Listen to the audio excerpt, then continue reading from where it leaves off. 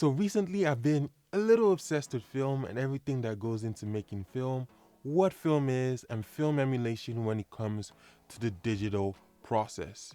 But in all of that, I thought to myself, why not actually go out and shoot film? Like, I've literally never shot film before.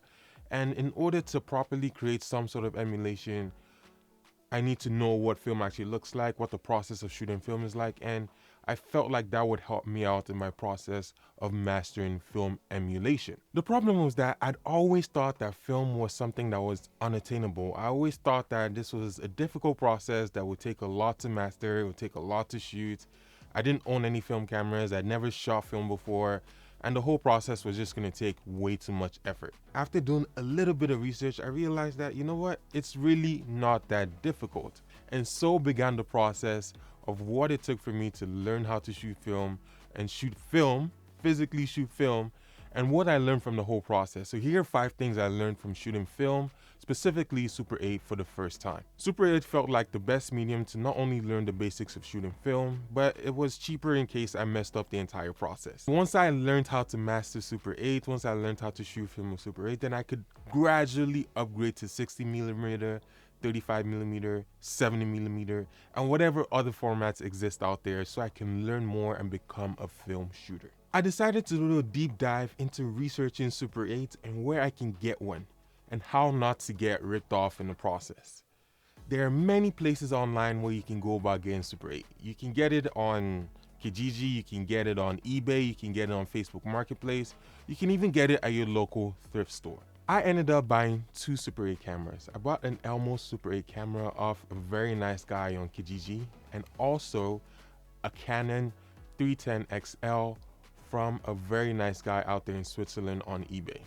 Now, when I was going about getting these cameras, there are 2 specific things I was looking for. I was looking for cameras that had been tested, number 1, and also cameras that had the motor running. A lot of times you see on these different websites, you see cameras that are not tested, you see cameras that are like, I don't know if it's working or not. Here you go, you can buy it. Stay very clear of those cameras like that. And even though I wasn't able to get cameras that were actually tested, I knew for the price point that I was willing to spend, I knew at least I wanted to get a camera that the motor was running. So with these 2 cameras, I knew the motor was running and I knew that it had a chance that they could work. I spent a total of $500 on these 2 cameras, including shipping, including handling, including getting them to me where I am right here. And the reason why I decided to get 2 cameras was because I knew I wanted to shoot film for a very long time. And also if one of them wasn't working, there's a good chance the other one was going to be working. If you want to know more about the research that I did, leave a comment in the comment section down below, and if I get enough inquiries, I'll definitely look into creating a video, or at the very least answer any questions that you have in the comment section down below. So after getting the camera, the next thing I needed to do was get the film. Right? There's so many different types of film stocks out there. You've got the 500T, the 200T, 250D, 50D. What does all that mean? How do you go about shooting all these things? And how does the camera affect the way that the film works? And how do you even know if you're shooting it the right way? These are all the questions I had going into finding out what film stock to use. I did a lot of research on YouTube, did a lot of reading. I read the manuals for the cameras because they actually came with manuals. I did a lot of research before actually deciding on what film stock to buy. Now, as you can see here, I did buy a lot of film stock. I got a lot of film stock from the folks that were selling me these cameras. Some of them I can process, some of them that I can't, but I did have a lot to play around with. Depending on what you're shooting, depending on how you're shooting, depending on when you're shooting, depending on what time of day you're shooting, depending on how your camera can expose the different types of films, you can choose your film stock. For me, I decided to go with the 50 daylight, and that's because it was the cheapest one that was available. So if I did mess up, it wouldn't cost me too much.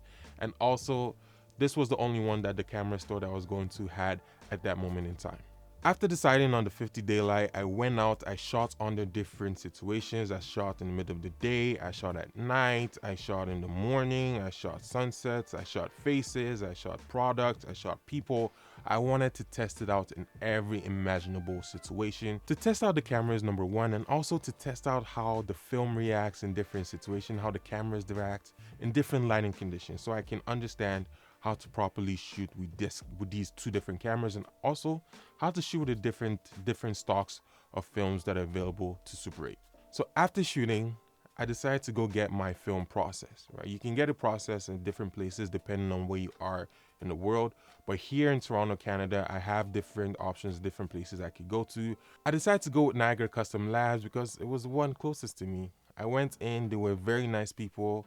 I chose all my specifications. I decided to go with a 2K overscan, which cost a little bit more. And after doing all that, they're like, okay, good. It's gonna take 10 to 14 business days. 10 to 14 business days. Not 10 to 14 days, business days. And I'm like, that's like 2 to 3 weeks, isn't it? And I'm like, if I shoot digital, I can see it right away. If I shoot film, I gotta wait 2 to 3 weeks to see my footage. And the wait was agonizing. I didn't know if I was going to mess up my entire thing. I didn't know if everything was gonna come out right. And I didn't even know if this thing was gonna work. And I had to wait 2 to 3 weeks to see the final footage. And that just, after waiting all that time, after thinking about it, after having sleepless nights, I got the footage back and I was super, super, super excited with what I was able to get. And it's been playing on the screen this entire time, so it did come out a little bit better than I expected. Obviously, there's different things that I could improve on. Because I didn't know exactly how it was going to turn out, I was just like, I'll just shoot it. I'll just press the button for like 2 seconds and then let go. Press it for like 2 seconds over here and let go. Press for like 5 seconds over here and let go. And it just ended up being really, really choppy. And then in different situations, the frame rate was off, the frame rate wasn't right. And overall, everything came out looking spectacular. I put it in DaVinci Resolve and I graded it. I worked with it a lot. I'm really, really impressed with the way everything came out. The total cost of everything from buying the film to getting it processed and scanned and getting it shipped and driving down and getting everything back and waiting came up to about $250. Is it worth it? I don't know. It's not worth it, if that makes any sense. But the things that I'm not going to be shooting it for every single project, right? It's not like digital where you can just press the button and just keep it rolling, right? When you're shooting film, there's a difference between shooting and not shooting. What that means is that you're going to take the time to think about every single shot even more, because every time that motor is running, it's costing you money, right? It's costing you money every time. Each cartridge of film costs about $50 Canadian, including shipping and handling. And it's just not worth it if you're not working on the project, or if you're not testing things out, or if you're not doing it for a specific purpose. I'm not just gonna take my camera out and just spray and pray, right? I'm gonna plan out my shots. I'm going to change the angles. I'm going to see how different things look in different lighting conditions before I go out and shoot. And that's the difference that film makes versus digital.